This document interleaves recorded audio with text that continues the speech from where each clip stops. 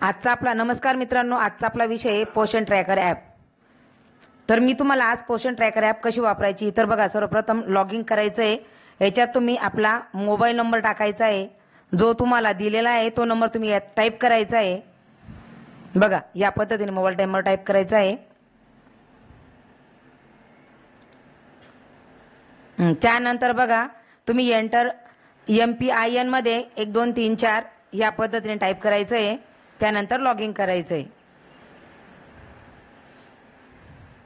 Log in केल्यानंतर बघा, तुम्हाला दिसतंय समोर पोषण ट्रॅकर ॲप. ही आपली आता ट्रॅक ओपन झालेली. तर आपण त्याच्यातला विषय घेतोय पहिला प्रेग्नंट वुमन. तर बघा, या पद्धतीने ते ओपन असतं. माझं हे आधी मी 2 टाकलेले आहेत म्हणून तुम्हाला नावं दिसत आहेत, परंतु तुमचं हे कोरं दिसेल. बघा, त्यानंतर तुम्ही ॲड बेनिफिशरी याच्यावर क्लिक केलं. मग बघा, तुम्हाला आता दिसतंय नेम ऑफ द बेनिफिशरी, म्हणजे आपल्या लाभार्थीचं नाव, गरोदर मातेचं नाव इथं तुम्हाला टाकायचं आहे. बघा, मी ज्या पद्धतीने टाकते त्या पद्धतीने तुम्हाला इंग्रजीमध्ये गरोदर मातेचं, नुसतं गरोदर मातेचं नाव टाकायचं. त्याच्यानंतर पतीचं नाव, हजबंड नेम. बघा, संतोष मोरे. त्यानंतर जर त्या लाभार्थ्याचा आधार कार्ड असेल, आधार नंबर, तर तुम्ही आधार नंबर टाकायचा आहे. तर मी आता बघा आधार नंबर टाकते.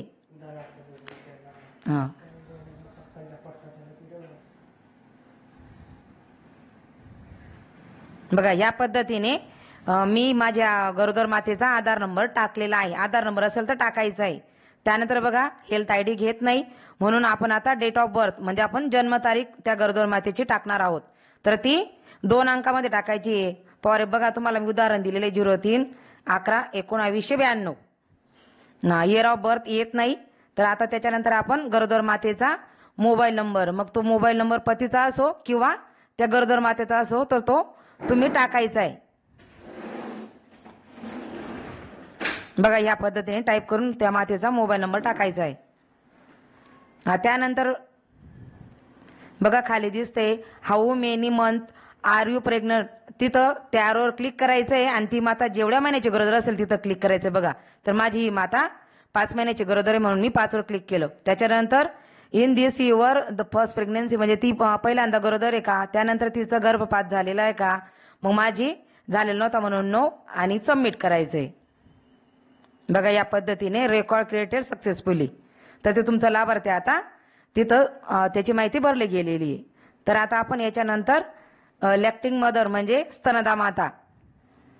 तर बघा, ह्या पद्धतीने, तर माझी आधी एक माता टाकली म्हणून दिसते, तुमचं कोरं दिसेल. त्याच्यानंतर तुम्ही ॲड बेनिफिशरी याच्यावर जायचं आहे.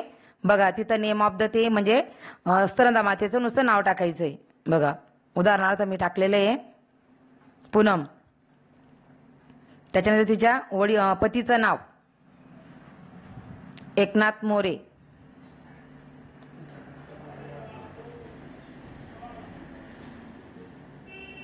बघा, या पद्धतीने टाईप करायचंय. त्या मातेचा आधार कार्ड नंबर असेल, आधार तर टाकायचा आहे. जर नसेल तर तुम्ही तिचं जन्मतारीख, डेट ऑफ बर्थ टाकायची. बघा, ह्या पद्धतीने.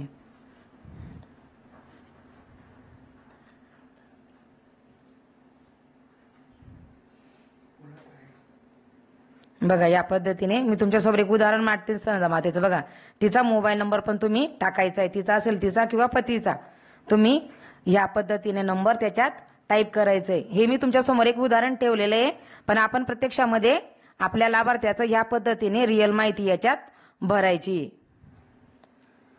बघा, त्याच्यानंतर तिची डिलिव्हरी डेट, म्हणजे बाळाची जन्मतारीख इथं टाकायची आहे. तर तुम्ही हे कॅलेंडर ओपन करायचं नाही आहे. मी ओपन करून पाहिलं, परंतु तुम्ही हे कॅलेंडर जे ओपन करायचं नाही आहे. ओपन झालं असेल तर कॅन्सलवर बटन क्लिक करा आपलं आणि मागे जा. त्याच्यानंतर तुम्ही तिथं DDMMYY वर टच करायचं आहे आणि इथून कीप बोर्डवरून तुम्ही त्याची जन्मतारीख टाकायची. बघा, मी ह्या पद्धतीने टाकते, त्या पद्धतीने आपण टाकायचंय. त्याच्यानंतर बाळाचं जेंडर टाकायचंय. आता मुलगा होता म्हणून यम. आता ही आपण गरोदर माता आहे, आपली स्तनदा माता होती, तर यप पाहिजे होतं, पण माझ्याकडे चुकू. तर या पद्धतीने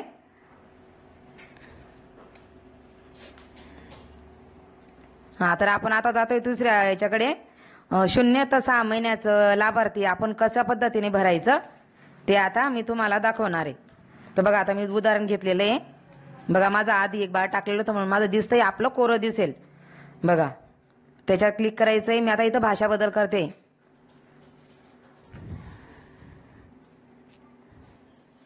बघा आता मी मराठीवर क्लिक केलं, पण भरताना मात्र तुम्हाला समजायला पाहिजे म्हणून मी मराठीत भाषा केली, परंतु भरताना मात्र इंग्रजीतनंच भरायचंय. बघा 0 ते 6 महिने लाभार्थ्याचं नाव टाकायचंय.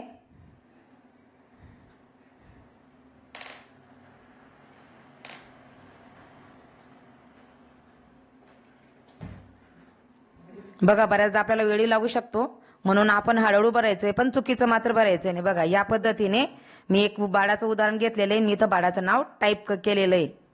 आता त्या बाळाचा माझ्याकडे आधार नंबर नाहीये, तर मी डायरेक्ट बाळाच्या जन्मतारखेवर जाणार आहे. बघा जन्मतारीख टाईप करायची आहे, व्यवस्थित टाईप करायची आहे.